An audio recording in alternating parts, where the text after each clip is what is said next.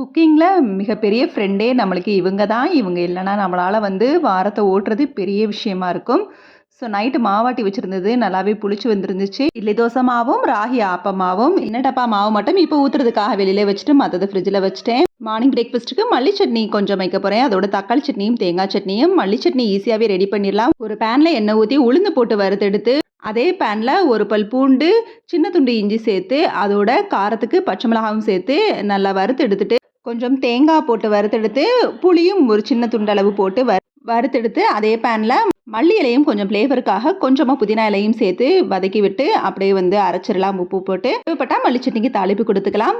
தேங்காய் சட்னிக்கு இது வரைக்கும் சின்ன துண்டு இஞ்சியும் கொஞ்சம் மல்லி இலையும் போட்டு அரைச்சதுலனா அந்த மாதிரி அரைச்சி இந்த மாதிரி தாளிப்பு கொடுத்து பாருங்கள். அதுவும் பெருங்காயம் கண்டிப்பாக முக்கியம். இந்த மாதிரி தாளித்து தேங்காய் சட்னியில் கொட்டிட்டோம்னா கடையில் சாப்பிட்ற அதே டேஸ்ட் மாதிரி நம்மளுக்கு கிடைக்கும். தேங்காய் சட்னி தாளிப்பு கொடுத்தா தான் கொழுப்பாக மாறும்னு சொல்லுவாங்க. நான் ரேராக தான் கொடுப்பேன்.